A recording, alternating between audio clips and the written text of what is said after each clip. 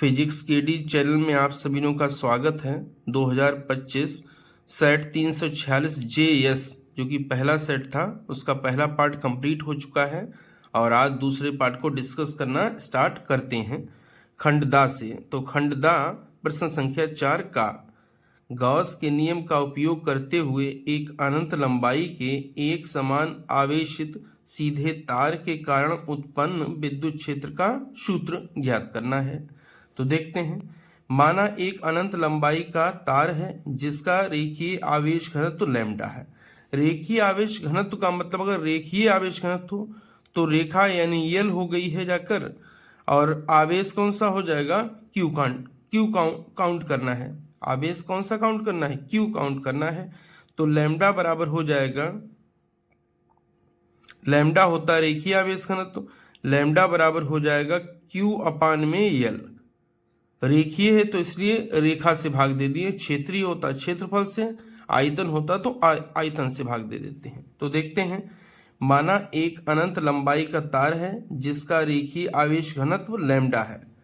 तार से small are दूरी पर एक बिंदु P है।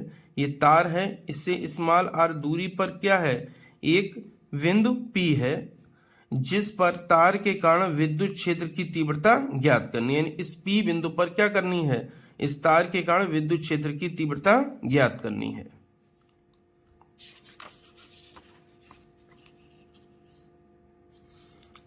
इसके लिए P बिंदु से जाने वाले एक बेलनाकार गॉसियन पृष्ठ को खींचते हैं। किस बिंदु से, P बिंदु से जाने वाले एक बेलनाकार, क्योंकि तार जो है बेलनाकार है, इसी के समरूप हमको गॉसियन पृष्ठ खींचना होता है। तो बेलनाकार गॉसियन पृष्ठ खींचते हैं जो किस बिंदु से जाता है, P बिंदु से जाता है। हम ये तार को धनावेशित माने हैं और धनावेश से बाहर की ओर होती है विद्युत क्षेत्र की तीव्रता की दिशा जाकर। एक तो ये वेक्टर यहां पर हो गया, ई वेक्टर जाकर।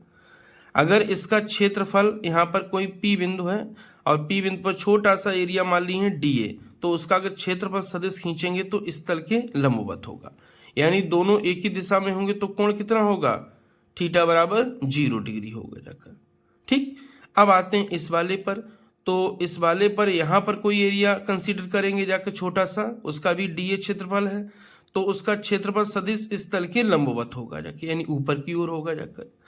और अगर विद्युत क्षेत्र की दिशा देखें तो ये तार प्लस है, प्लस तार प्लस आवेश से बाहर की ओर होती है, तीव्रता की दिशा ई की दिशा यहाँ पर होगी, यानी दोनों के बीच कोण कितना होगा, 90 डिग्री जाकर। अगर इससे फ्लक्स ऊपर वाले से गुजरेगा जाके तो लिखा जाएगा फाई बराबर हो जाएगा EDA कास थीटा जाकर। और कास थीटा का मान यहाँ कास 90 रखा जाएगा, तो कास 90 का मान होता है 0, ये कंप्लीट सब 0 हो जाएगा। यानी ये जो पृष्ठ है जाकर, इसके दोनों साइड के पृष्ठ, इनसे गुजरने वाला फ्लक्स क्या होगा, 0 होगा। केवल वक्रीय भाग से ही, जो गोल भाग है सिलेंडर वाला, उससे ही केवल फ्लक्स गुजरेगा और वो फ्लक्स होगा जाके फाई बराबर EDA कास में 0। कास 0 का मान कितना होता है, 1, तो फाई बराबर हो जाएगा EDA जाकर। DA क्या है, पृष्ठीय क्षेत्रफल।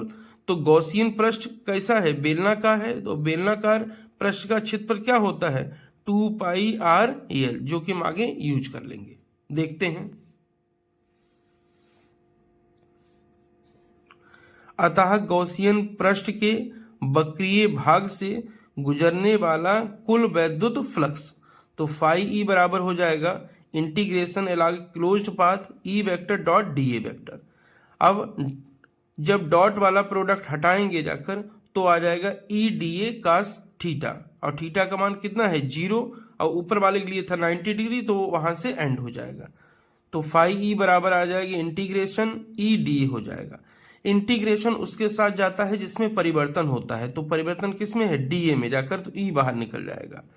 इंटीग्रेशन DA, इसका मतलब ये है कि पूरा क्षेत्रफल कितना है, तो पूरा गॉसियन पृष्ठ, गॉसियन पृष्ठ का भी क्षेत्रफल बताएं कितना है, 2πRL।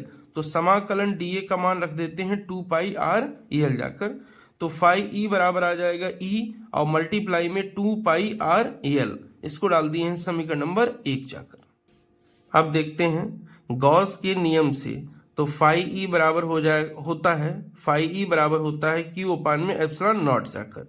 और फाई ई का मान अभी ज्ञात किए हैं समीकरण 1 में, तो E क्रॉस में हो जाएगा 2πr बराबर में हो जाएगा Q/ε0।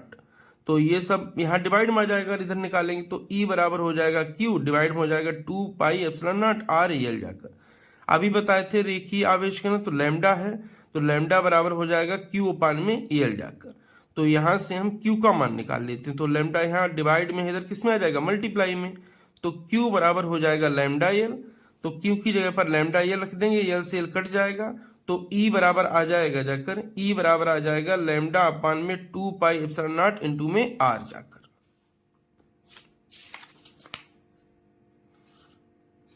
E बराबर आ जाएगा लैम्डा अपान में 2πε0 इंटू में R जाकर।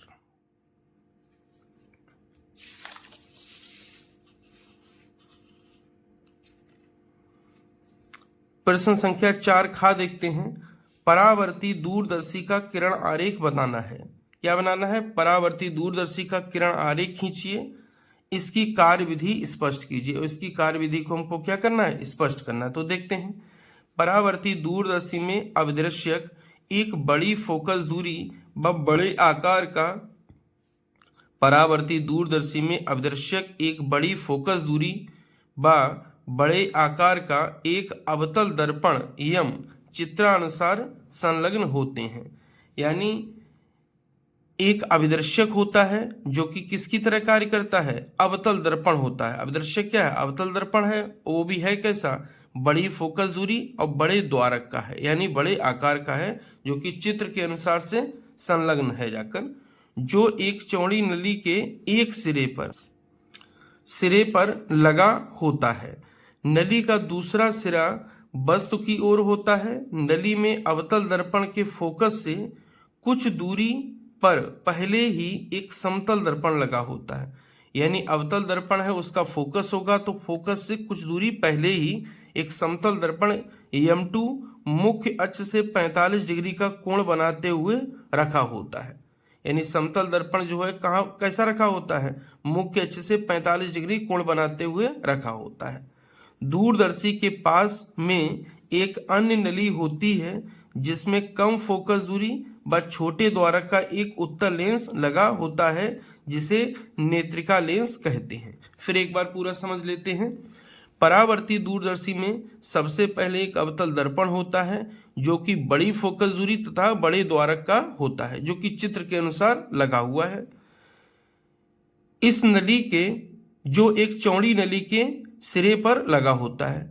नली का दूसरा सिरा वस्तु की ओर होता है, जिस वस्तु को हम देखना चाह रहे हैं, ये हो गया है। नली में अवतल दर्पण के फोकस बिंदु से ठीक पहले एक समतल दर्पण लगा होता है, जिसको हम M2 कह रहे हैं, और जो मुख्य अक्ष से कितने पर झुका होता है, 45 डिग्री पर झुका होता है। दूरदर्शी के पास में एक अन्य और नली लगी रहती है जिसमें कम फोकस दूरी व छोटे द्वारक का एक उत्तल लेंस लगा होता है, जिसे हम क्या कहते हैं, नेत्रिका लेंस कहते हैं। जिसे हम क्या कहते हैं, नेत्रिका लेंस कहते हैं। जाकर देखते हैं।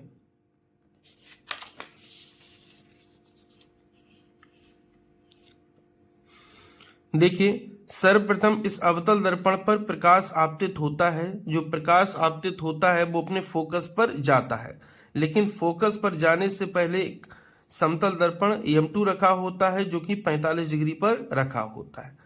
समतल दर्पण क्या करता है, ये दोनों प्रकाश किरणें समतल दर्पण से टकराती हैं और इस नेत्रिका लेंस से पहले ही, देखिए नेत्रिका लेंस क्या है, फोकस है इसका, तो उससे पहले ही क्या करते हैं, प्रतिबिंब बना देते हैं A', B'। जो प्रतिबिंब बनता है, इससे प्रकाश किरणें जाती हैं नेत्रिका लेंस पर, और नेत्रिका लेंस इनका बड़ा प्रतिबिंब बना देती है जाकर A', B' जाकर, जो कि हमको दिखाई देता है।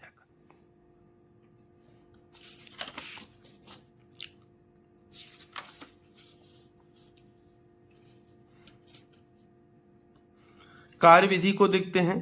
अवतल दर्पण एवं दूर स्थित वस्तु AB से आने वाली समांतर किरणों को अपने फोकस पर केंद्रित करता है, परंतु ये किरणें फोकस पर केंद्रित होने से पहले समतल दर्पण पर गिरती हैं।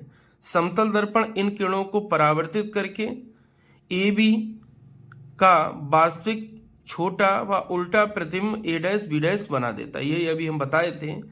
प्रतिबिंब ए डैश बी डैश समतल दर्पण के लिए वस्तु का कार्य करता है, जो इसका काल्पनिक प्रतिबिंब A double dash B double dash इसके पीछे बना देता है। यानी जो नेत्रिका है जाकर वो ए डैश बी डैश का प्रतिबिंब कहाँ बना देती है, जाकर उसके पीछे A double dash B double dash बना देती है।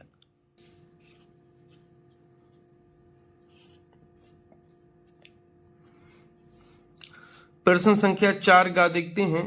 अनुचुंबकीय, प्रतिचुंबकीय तथा लौह चुंबकीय पदार्थों में विभेद कीजिए तथा प्रत्येक का एक एक उदाहरण दीजिए। तो सबसे पहले अनुचुंबकीय देख लेते हैं, फिर प्रतिचुंबकीय, फिर लौह चुंबकीय देखेंगे। अनुचुंबकीय, ये पदार्थ चुंबकीय क्षेत्र की दिशा में मामूली से चुंबकित होते हैं। देखिए इन तीनों में बहुत माइनर सा डिफरेंस है जाकर।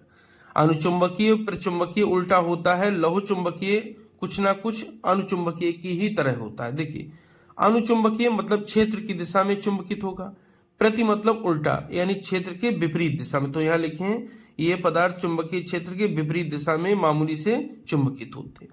अब लौह चुंबकीय हैं, अनुचुंबकीय ही होते हैं, तो ये क्षेत्र की दिशा में तो चुंबकित होंगे लेकिन प्रबल रूप से चुंबकित होते हैं जाकर। दूसरा नंबर, चुंबकीय क्षेत्र हटा देने पर इनका चुंबकन समाप्त हो जाता है। यानी चुंबकीय क्षेत्र हटाएंगे तो अनुचुंबकीय का भी चुंबकन समाप्त हो जाएगा और चुंबकीय क्षेत्र हटा देने पर इनका चुंबकन समाप्त हो जाता है, प्रतिचुंबकीय का भी समाप्त हो जाए, लेकिन लौह चुंबकीय का समाप्त नहीं होगा। तो चुंबकीय क्षेत्र हटा लेने पर इनका चुंबकन समाप्त नहीं होता है। ये भी बहुत महत्वपूर्ण पॉइंट है। आगे, इनकी आपेक्षिक चुंबकशीलता एक से कुछ अधिक होती है। अनुचुंबकीय है तो अनुचुंबकीय में पॉजिटिव होती है, यानी एक से कुछ अधिक होती है आपेक्षिक चुंबकशीलता, जिसको काईएम से लिखते हैं। प्रतिचुंबकीय है, उल्टा है, तो एक से कुछ कम होगी। देखिए आपेक्षिक चुंबकशीलता एक से कुछ कम होती है जाकर। और लौह चुंबकीय में एक से अधिक होगी और काफी अधिक होगी, तो इनकी आपेक्षिक चुंबकशीलता एक से बहुत अधिक होती है जाकर। अनुचुंबकीय पदार्थ का उदाहरण देख लेते हैं। PtAl यानी प्लेटिनम है, एल्यूमिनियम है, ये दोनों कैसे पदार्थ हैं, अनुचुंबकीय पदार्थ। अनुचुंबकीय पदार्थ का मतलब क्या है, अगर इनको चुंबकीय क्षेत्र में रख दिया जाए तो ये चुंबकीय क्षेत्र की दिशा में ही मामूली से चुंबकित होंगे जाकर। AgAu यानी चांदी और सोना, ये दोनों प्रतिचुंबकीय पदार्थ हैं। प्रतिचुंबकीय पदार्थ मतलब है कि अगर इन दोनों को चुंबकीय क्षेत्र में रख दें तो ये दोनों चुंबकीय क्षेत्र की विपरीत दिशा में मामूली से चुंबकित होंगे जाकर। और लौह चुंबकीय मोस्ट इंपॉर्टेंट है, याद रखें, फेनिको होता है, फेनिको होता है, इसको याद रखें। फे से मतलब Fe, नी से मतलब Ni, को मतलब CO जाके यानी कोबाल्ट जाकर। तो ये बहुत अच्छा एक फार्मूला है शॉर्ट वाला, इसको जरूर याद रखें, बहुत इंपॉर्टेंट है लौह चुंबकीय पदार्थ के उदाहरण जाकर। प्रश्न संख्या 4 घ देखते हैं। ऊर्जा बैंड के आधार पर चालकों, कुचालकों तथा अर्धचालकों के वर्गीकरण की व्याख्या कीजिए। देखिए अगर सिंपल आता कि चालक, कुचालक तथा अर्धचालक का वर्गीकरण कीजिए तो हम नॉर्मल परिभाषा लिख सकते थे, लेकिन जब ऊर्जा बैंड आ जाएगा, ऊर्जा बैंड के आधार पर, तो आपको वर्गीकरण इसी हिसाब से करना पड़ेगा। तो देखते हैं ऊर्जा बैंड के आधार पर वर्गीकरण। चालक, जिनके संयोजी बैंड व चालन बैंड एक दूसरे पर अध्यारोपित होते हैं। अब देखिए ये होता है, नीचे सबसे होता है संयोजी बैंड और यहां पर होता है चालन बैंड। ये है चालन और ये है संयोजी, और बीच में होता है निषिद्ध ऊर्जा अंतराल। निषिद्ध ऊर्जा अंतराल।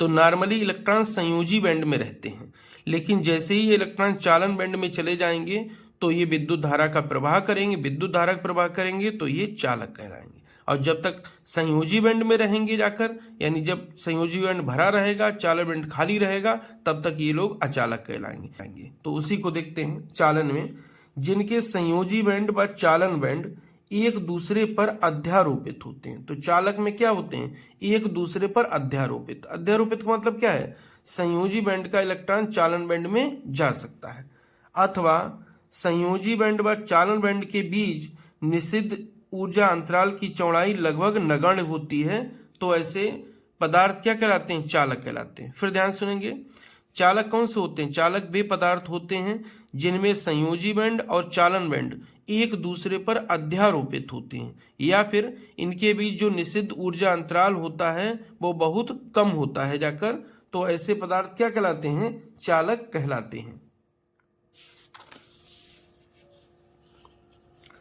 अब आते हैं कुचालक या अचालक। तो वे पदार्थ जिनके संयोजी बैंड चालन बैंड रिक्त होते हैं, यानी जिसके संयोजी बैंड तो पूर्ण होंगे लेकिन चालन बैंड रिक्त होंगे। और चालन बैंड में जब कोई इलेक्ट्रॉन नहीं है तो विद्युत धारा का प्रवाह कैसे होगा? विद्युत धारा का प्रवाह नहीं होगा, तो ऐसे पदार्थ क्या कहलाएंगे? अचालक या कुचालक जाकर।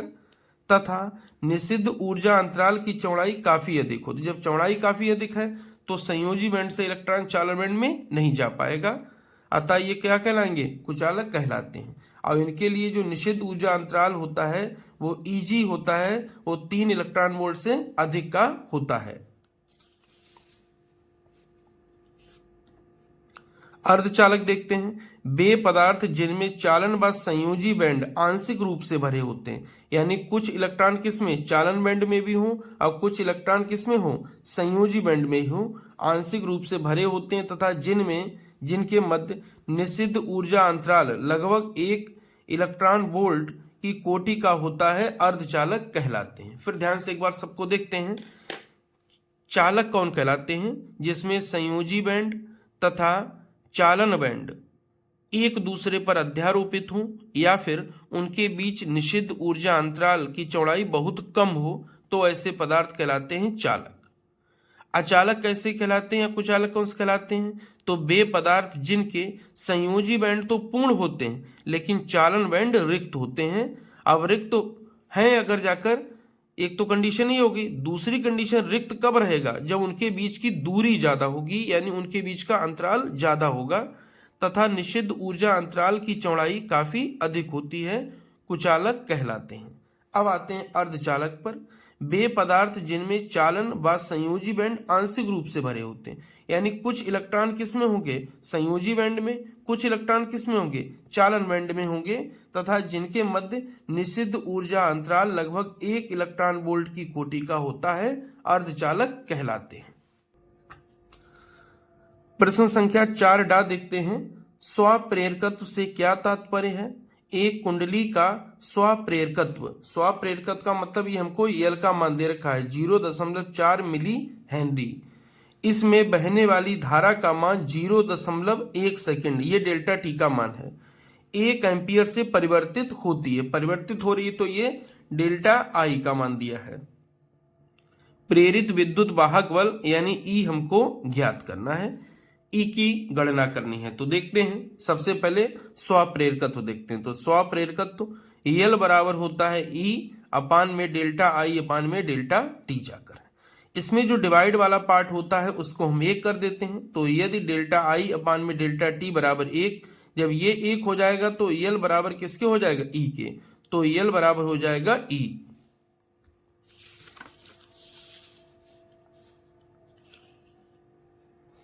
देखते हैं, कुंडली में धारा परिवर्तन की दर एकांक होने पर, देखिए डेल्टा आई अपान डेल्टा टी क्या है? धारा परिवर्तन की दर, और उसको भी हम क्या कर दें? 1। तो कुंडली में धारा परिवर्तन की दर एकांक होने पर कुंडली में उत्पन्न प्रेरित विद्युत वाहक बल, यानी कुंडली में उत्पन्न प्रेरित विद्युत वाहक बल कुंडली का स्वप्रेरकत्व कहलाता है। फिर ध्यान से सुने, देखिए सबसे जरूरी चीज है ये, आपको सूत्र याद होने चाहिए। अगर सूत्र याद हैं तो किसी भी भौतिक राशि की परिभाषा आप इजीली कर सकते हैं। इसलिए सबसे बेस्ट तरीका ये है कि आप जितनी भी भौतिक राशियां उनके सूत्र जरूर याद कर लें जाकर। 2 फायदे हैं, एक तो आंकिक कोई नहीं छूटेगा और दूसरी परिभाषा जरूर उसकी हो जाएगी अगर आपको सूत्र आता है तब जाकर। देखिए ये एल का सूत्र हमको याद था स्वप्रेरकत्व, तो एल बराबर था ई अपान में डेल्टा आई अपान में डेल्टा टी जाकर। तो इसमें जो डिवाइड वाला पार्ट होता है उसको क्या कर देंगे? 1 कर देंगे। जब ये 1 हो जाएगा तो एल बराबर क्या हो जाएगा? ई। तो एल बराबर ई हो जाएगा। अब देखिए ये क्या है? डेल्टा आई अपान में डेल्टा टी, धारा परिवर्तन की दर, समय है तो दर है डिवाइड में, तो धारा परिवर्तन की दर यहाँ सामने किया कि एकांक, और होगी किसमें, कुंडली में। तो देखिए कुंडली में धारा परिवर्तन की दर एकांक होने पर, जब एकांक होगी जाकर, तो कुंडली में उत्पन्न प्रेरित विद्युत वाहक बल, तो कुंडली में उत्पन्न प्रेरित विद्युत वाहक बल कुंडली के, यह कुंडली का स्वप्रेरकत्व कहलाता है, या कुंडली के स्वप्रेरकत्व के बराबर होता है जाकर। बहुत इजी है, ध्यान से इसको तैयार जरूर कर लें।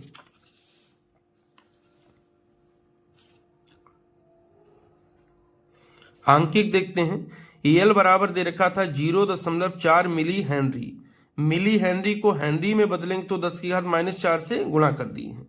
डेल्टा टी बराबर 0.1 सेकेंड है। डेल्टा आई बराबर 1 एम्पियर है। ई बराबर क्वेश्चन मार्क है। अभी जो सूत्र लगाए थे उसी सूत्र पर चलते हैं। तो एल बराबर हो जाएगा ई अपान में डेल्टा आई अपान में डेल्टा टी जाकर। एल का मान कितना दे रखा है, 0.4 गुणा 10⁻³ बराबर ई ऐसा ही रहेगा डेल्टा आई अपान में डेल्टा टी। देखिए डेल्टा आई का मान है 1 और डेल्टा टी का मान 0.1 सेकेंड। तो ये 1 हो गया, ये 0.1 सेकेंड हो गया। अब ये 0.1 कहाँ, यहाँ पे जाएगा मल्टीप्लाई में पूरा टर्म यहाँ पर, क्योंकि ई का मान चाहिए हमको। तो ई बराबर हो जाएगा 0.4 गुणा में 1/0.1 और गुणा में -3 था, -3 हो गया। दशमलव से दशमलव हट जाएगा तो आ जाएगा 4 गुणा 10⁻³ वोल्ट जाकर। यही प्रेरित विद्युत वाहक बल उत्पन्न होगा जाकर। प्रश्न संख्या 5 का देखते हैं। ट्रांसफार्मर का सिद्धांत क्या है। ऊंचाई ट्रांसफार्मर का परिपथ चित्र बनाकर उसकी कार्यविधि लिखिए। यानी सबसे पहले ट्रांसफार्मर का सिद्धांत बताते हैं और फिर ऊंचाई ट्रांसफार्मर का परिपथ चित्र बनाकर उसकी कार्यविधि समझाते हैं। आगे ट्रांसफार्मर में ऊर्जा क्षय के किन्हीं 2 कारणों को स्पष्ट कीजिए। यानी ट्रांसफार्मर में जो ऊर्जा क्षय होता है वो किन कारणों से होता है उनके बारे में हमको डिस्कस करना है। सिद्धांत को देखते हैं। ट्रांसफार्मर अन्योन्य प्रेरण के सिद्धांत पर कार्य करने वाली एक युक्ति है जो प्रत्यावर्ती धारा के विभव को परिवर्तित करने के काम आता है। फिर ध्यान से सुने, ट्रांसफार्मर का सिद्धांत क्या है। ट्रांसफार्मर अन्योन्य प्रेरण के सिद्धांत पर कार्य करने वाली एक युक्ति है जो प्रत्यावर्ती धारा के विभव को परिवर्तित करने के काम आता है। यह ट्रांसफार्मर का सिद्धांत हो गया। अब अन्योन्य प्रेरण क्या है। देखिए अन्योन्य प्रेरण का मतलब ये होता है जैसे ट्रांसफार्मर में 2 कुंडलियां होती हैं, एक प्राथमिक है एक द्वितीय कुंडली है। तो अगर प्राथमिक कुंडली में प्रवाहित धारा के मान में परिवर्तन करेंगे तो दूसरी कुंडली से गुजरने वाले फ्लक्स में परिवर्तन होगा। फ्लक्स परिवर्तन का मतलब क्या है, इसमें एक नई धारा उत्पन्न हो जाएगी। नई धारा उत्पन्न हो जाएगी तो यहाँ पर एक प्रेरित विद्युत वाहक बल उत्पन्न हो जाएगा। इसी घटना को हम कहते हैं अन्योन्य प्रेरण जाकर। यानी एक में परिवर्तन करें दूसरे में स्वयं धारा उत्पन्न हो जाए, ये होता है अन्योन्य प्रेरण जाकर।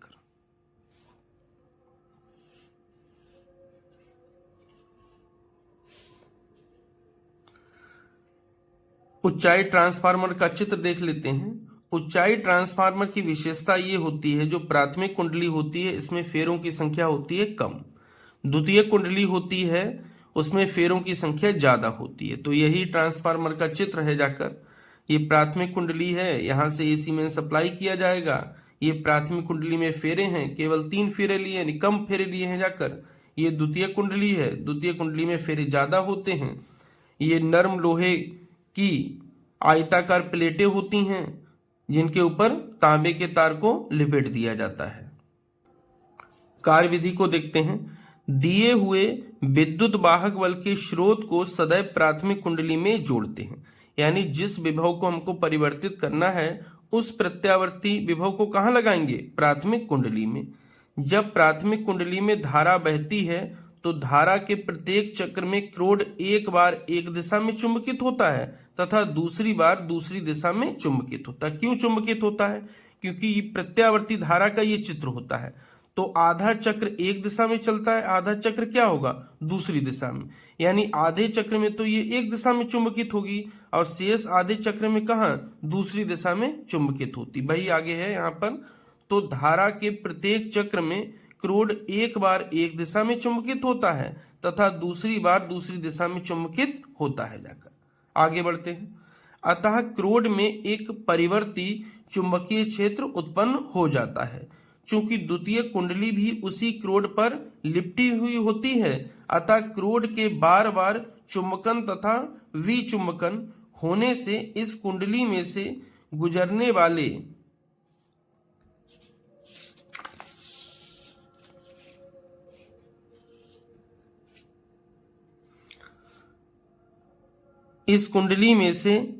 वाले चुंबकीय फ्लक्स में लगातार परिवर्तन होता है।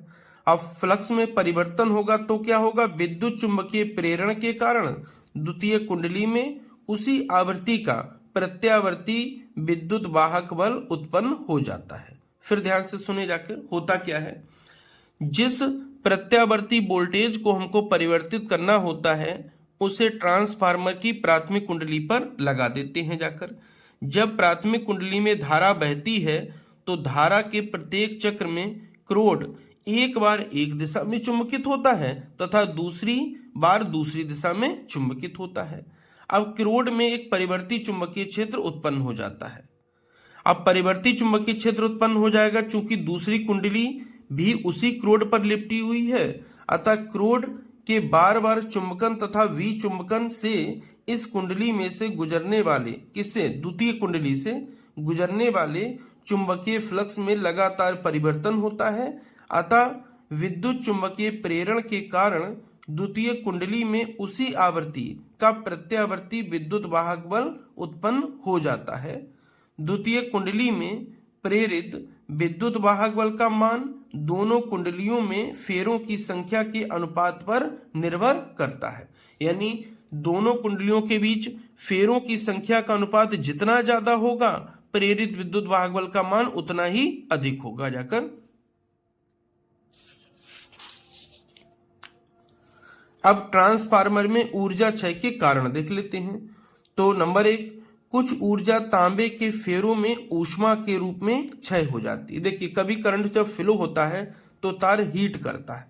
हीट का मतलब क्या है? टेम्परेचर बढ़ रहा है। टेम्परेचर का बढ़ने का मतलब क्या है? वहां पर ऊष्मा निकल रही है और ऊष्मा वो किससे आ रही है? ऊर्जा से जाकर। यानी जो तांबे के फेरे होते हैं जब हीट होते हैं तो इसका मतलब है कि ऊष्मा का क्षय हो रहा है और वो ऊष्मा ऊर्जा से आ रही है जाके, नहीं ऊर्जा का ऊष्मा के रूप में क्षय हो जाता है। अगला देखते हैं।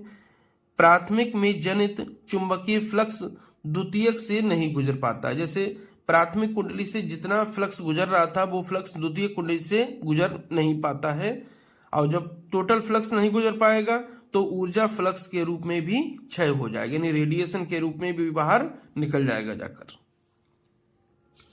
प्रश्न संख्या 5 खा देखते हैं। समांतर प्लेट संधारित्र की धारिता पर क्या प्रभाव पड़ता है जब प्लेटों के बीच की दूरी दोगुनी कर दी जाती है? प्लेटों के बीच की अगर दूरी दोगुनी कर दें तब धारिता क्या होगी? प्लेटों का क्षेत्रफल आधा कर दिया जाए तब धारिता क्या होगी? प्लेटों के बीच परावैद्युत पदार्थ भर दिया जाए या माध्यम भर दिया जाए तब उसकी धारिता पर क्या प्रभाव पड़ेगा?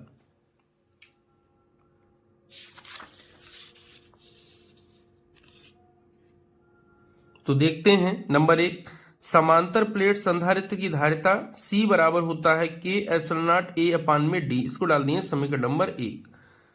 प्लेटों के बीच की दूरी 2 गुनी करने पर माना धारिता कितनी है? C डैश, यानी अब D की जगह क्या रखें? 2D रखें, तो हो जाएगा C डैश बराबर हो जाएगा K एप्सिलॉन नॉट A अपान में 2D। बाकी किसी में परिवर्तन नहीं होगा क्योंकि हम प्लेटों के बीच की दूरी दुगनी कर रहे हैं। जाकर तो ये 2 है, यहाँ 1/2 अलग कर देंगे, K एप्सिलॉन नॉट A अपान में D ये कर देंगे। तो K एप्सिलॉन नॉट A अपान में D ये किसका मान है? समीकरण 1 से C का मान है। तो यहाँ पर C डैश बराबर हो जाएगा C अपान में 2, यानी प्लेटों के बीच की दूरी 2 गुनी कर देंगे तो धारिता कितनी हो जाएगी? आधी हो जाएगी। जाकर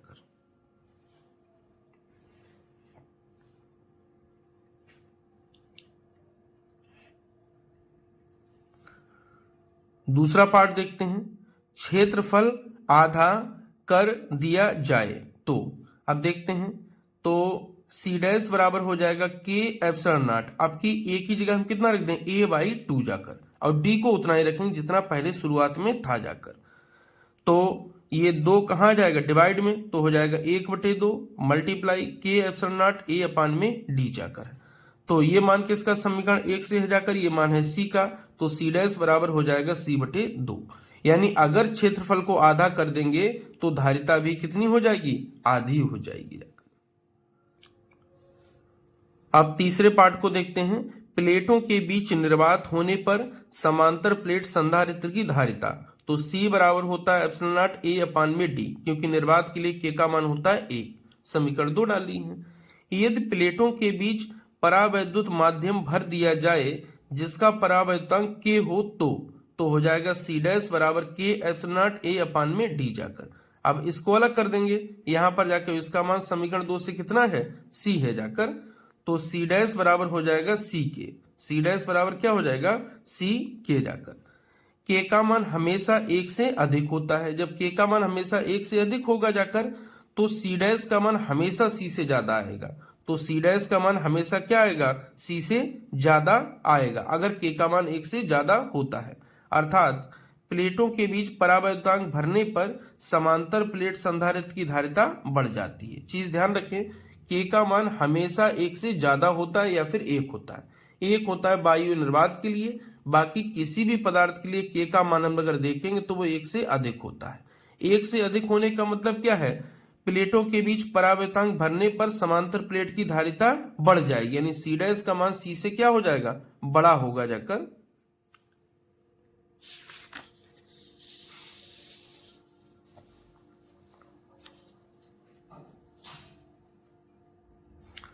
प्रश्न संख्या 5 का देखते हैं।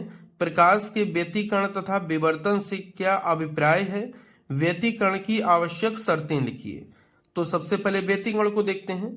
जब समान आवृत्ति, ध्यान रखें, जब समान आवृत्ति की 2 तरंगें एक साथ समान दिशा में चलती हैं तो उनके अध्यारोपण से माध्यम के कुछ बिंदुओं पर, फिर ध्यान से देख लें, जब समान आवृत्ति की 2 तरंगें हैं एक साथ चलेंगी और किसमें चलेंगी, समान दिशा में चलेंगी, और उनके बीच अध्यारोपण होगा। अध्यारोपण से माध्यम के कुछ बिंदुओं पर परिणामी तरंग की तीव्रता बहुत अधिक तथा कुछ बिंदुओं पर परिणामी तरंग की तीव्रता बहुत कम या शून्य पाई गई। यानी माध्यम के कुछ बिंदुओं पर तो तीव्रता ज्यादा हो गई, क्यों, वहां पर समान कला में मिले। जहां विपरीत कला में दोनों तरंगें मिली वहां पर तीव्रता शून्य हो गई या कम हो गई जाके, तो इस घटना को हम प्रकाश का व्यतिकरण कहते हैं। आते हैं विवर्तन पर। अवरोध अथवा छिद्र के तीक्ष्ण किनारों पर प्रकाश के आंशिक रूप से मुड़ने को विवर्तन कहते हैं। जैसे इस तरह का कोई ऑब्स्ट्रैकल रखा हो, अवरोध रखा हो, यहाँ से प्रकाश गुजर रहा हो और हल्का सा डेविएट हो जाए जाकर, तो ये घटना कहलाती है विवर्तन जाकर। वही है अवरोध अथवा छिद्र के तीक्ष्ण किनारों पर प्रकाश के आंशिक रूप से मुड़ने को हम क्या कहते हैं, विवर्तन कहते हैं। लेकिन विवर्तन होगा तब जबकि अवरोध अथवा छिद्र का आकार प्रकाश की तरंगदैर्ध्य की कोटि का होना चाहिए। यानी प्रकाश की तरंगदैर्ध्य की कोटि अगर 10⁻−10 है तो उसी कोटि का अवरोध का साइज भी होना चाहिए, उतना ही छोटा अवरोध या छिद्र भी होना चाहिए, तभी विवर्तन की घटना होगी, वरना नहीं होगी। नेक्स्ट देखते हैं व्यतिकरण की आवश्यक शर्तें। नंबर 1, दोनों प्रकाश स्रोत अत्यंत संकीर्ण होने चाहिए। यानी अगर दोनों प्रकाश स्रोत अत्यंत संकीर्ण है तभी व्यतिकरण होगा, वरना नहीं होगा। अगला, प्रकाश के दोनों स्रोत एक दूसरे के अति निकट होने चाहिए, यानी दोनों स्रोत एक दूसरे के पास होने चाहिए। दोनों तरंगों के आयाम बराबर या लगभग बराबर होने चाहिए, यानी दोनों तरंगों के जो आयाम ए होते हैं A1 A2 तो वो बराबर हो या फिर लगभग बराबर होने चाहिए। आगे, दोनों तरंगों की तरंगदैर्ध्य अथवा आवृत्तियां बराबर होनी चाहिए, यानी दोनों तरंगों की तरंगदैर्ध्य या फिर आवृत्तियां दोनों बराबर होनी चाहिए, यानी लैम्डा भी बराबर होना चाहिए और न्यू भी बराबर होना चाहिए। अगला, प्रकाश के दोनों स्रोतों से निकलने वाली तरंगों की कलाओं का अंतर स्थिर रहना चाहिए। सबसे मोस्ट इंपॉर्टेंट है, अगर दोनों के बीच कलांतर नियत नहीं है तो व्यतिकरण आपको नहीं मिलेगा। व्यतिकरण मिलने के लिए जरूरी है कि दोनों स्रोतों से निकलने वाली तरंगों की कलाओं का अंतर स्थिर रहना चाहिए। जैसे यहाँ पर 20 डिग्री है जाकर स्टार्टिंग में, तो बाद में भी 20 डिग्री उनके बीच में कलांतर रहना चाहिए समय के साथ में। प्रश्न संख्या 5 घ, व्हीटस्टोन सेतु की संतुलन अवस्था में उसकी भुजाओं के प्रतिरोधों में संबंध स्थापित कीजिए। यानी जो P अपान में Q बराबर में आता है R अपान में S, यही हमको स्थापित करना है। सबसे पहले चित्र को देख लेते हैं। P Q R S 4 प्रतिरोध हैं, इनको चतुर्भुज की चारों भुजाओं के रूप में एडजस्ट कर दिए हैं। ठीक, एक विकर्ण जो है AC, इसके बीच में एक बैटरी लगा दिए हैं जिसका विद्युत वाहक बल कितना है, E है जाकर। दूसरा विकर्ण जो है BD, इसके बीच में एक गैल्वेनोमीटर या धारा मापी G लगा दिए हैं। अब यहां से धारा चलती है तो यहां पर जब A पर धारा आएगी तो यहां से दो जगह धारा बढ़ जाएगी। मान लीजिए कि इधर धारा जा रही है वो I1 है और इधर धारा I2 जा रही है। अब ये हम संतुलन की अवस्था, क्वेश्चन को देखिए, क्वेश्चन लिखा संतुलन की अवस्था, तो इसमें अगर संतुलन की अवस्था में मान लेंगे जाके तो जितनी धारा यहां पर है उतनी धारा इसमें भी चली जाएगी, जितनी धारा I2 है वही धारा इधर भी चली जाएगी, यानी इसमें कोई धारा भी नहीं जाएगी। तो यहां से जब आएंगे तो यहां पर यही धारा इकट्ठा होकर फिर यहां पर I आ जाएगी। ये व्हीटस्टोन सेतु संतुलन की अवस्था में है, अर्थात धारा मापी में विक्षेप शून्य है। जब शून्य विक्षेप है इसका मतलब क्या है, धारा मापी में कोई धारा प्रवाहित नहीं हो रही है, अर्थात धारा मापी में कोई धारा प्रवाहित नहीं हो रही है। तो सबसे पहले हम इसमें किरचॉफ का नियम लगाएंगे, फिर इसमें लगाएंगे। अब देखिए, हम इसमें धारा की दिशा इस तरह से मान ली है जाकर, तो इस डायरेक्शन में देखें ये वाली और ये वाली समान दिशा में है तो ये वाला प्लस में आएगा जाकर। यहाँ पर आएंगे तो ये अंदर की ओर जा रहा है, इसमें बाहर की ओर है, तो यहाँ विपरीत चिन्ह है तो ये किस में चलेगा, माइनस में चलेगा, यानी I2R माइनस में रहेगा। इसमें कोई सेल नहीं लगा हुआ है तो E बराबर क्या हो जाएगा, 0। ऐसे इसमें आते हैं, इसमें आप देखेंगे ये दोनों समान दिशा में है तो यहाँ पे हो जाएगा I1Q जाकर। IR होता है, इसका प्रतिरोध क्या है, Q, तो हो जाएगा I1 इंटू में Q। ये देखते हैं, ये हम नीचे जा रहे हैं, ये कहाँ हो जा रहा है, ऊपर, तो यहाँ पर क्या होगा, माइनस, यानी माइनस लिखा जाएगा I2S बराबर हो जाएगा 0, क्योंकि इस बंद पास में भी कोई भी सेल उपस्थित नहीं है। तो बंद पास ABDA में KVL लगाएंगे तो हो जाएगा I1P माइनस I2R बराबर में 0, क्योंकि इसमें कोई सेल है नहीं तो उसका विद्युत वाहक बल 0 हो जाएगा। ये माइनस से उधर जाके हो जाएगा प्लस में जाके, तो हो जाएगा I1P बराबर में I2R समीकरण नंबर 1 KVL से जाकर। अब दूसरे बंद पास में देखते हैं तो हो जाएगा I1Q माइनस का I2S बराबर हो जाएगा 0। ये माइनस है, इधर आएगा तो किसमें हो जाएगा, प्लस, तो हो जाएगा I1Q बराबर में I2S बराबर समीकरण नंबर 2। अब देखते हैं समीकरण 1 को 2 से भाग देते हैं। अब एक वाला समीकरण कौन सा था, P और R वाला, तो हो जाएगा I1P यहाँ पर I2R। समीकरण 2 इसको भाग देंगे तो इसके नीचे क्या हो जाएगा, I1Q और यहाँ पे हो जाएगा I2S। I2 से I2, I1 से I1 कट जाएगा तो बचेगा P अपान में Q बराबर में R अपान में S। यही प्रतिरोधों में संबंध है। अथवा वाला क्वेश्चन देखते हैं। एक ही धातु के 3 तारों की लंबाइयों का अनुपात 3:2:1 है तथा द्रव्यमानों का अनुपात 1:2:3 है।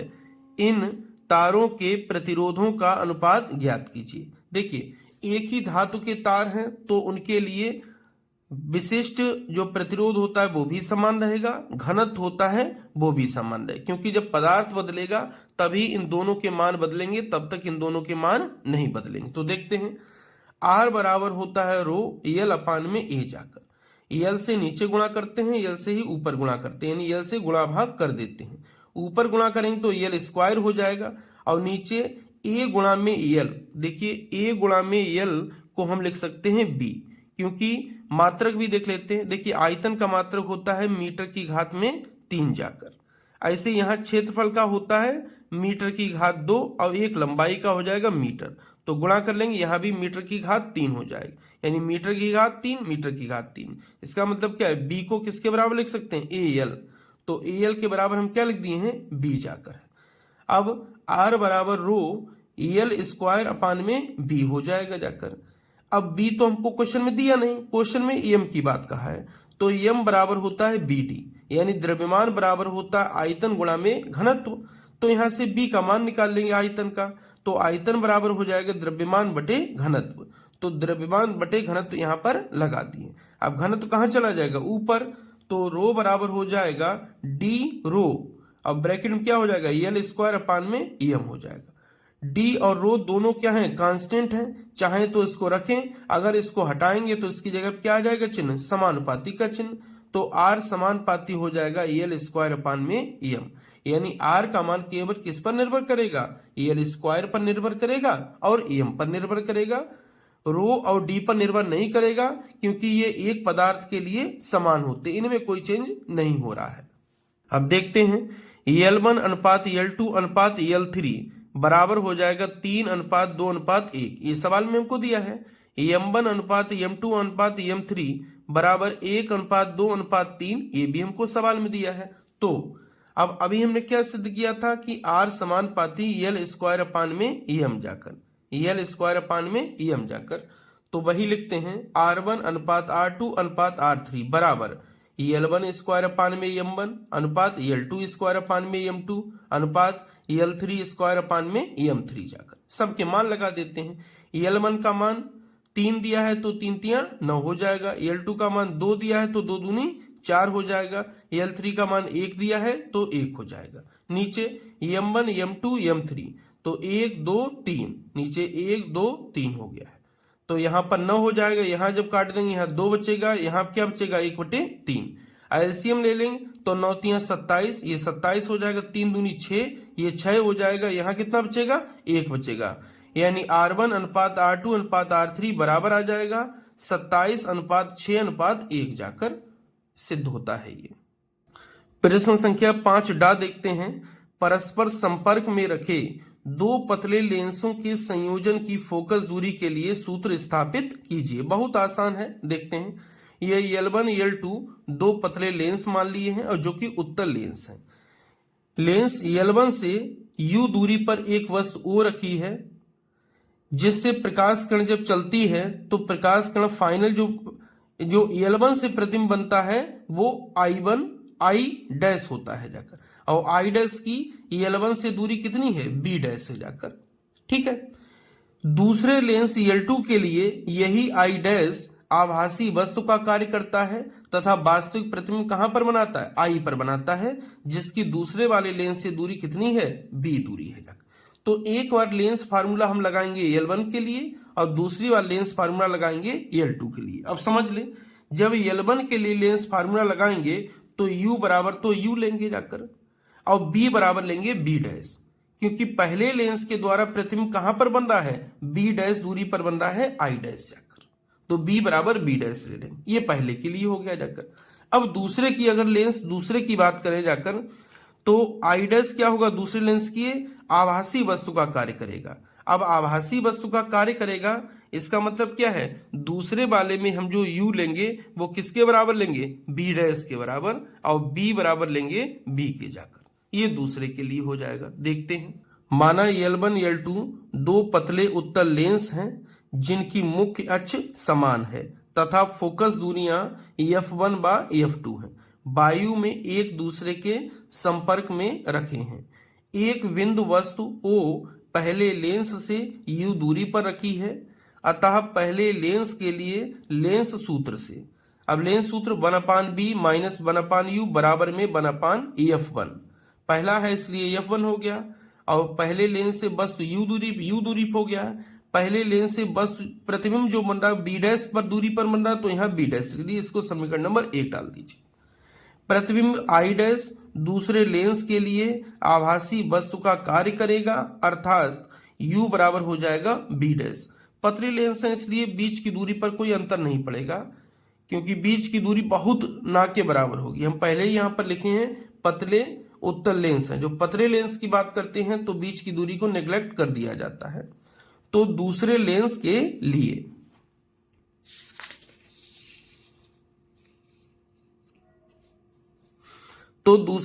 के लिए one upon B minus one upon U होता है। यू का मान कितना है, वी डैश है, तो बी डैश बराबर वन अपान में F2 समीकरण 2 हो जाएगा।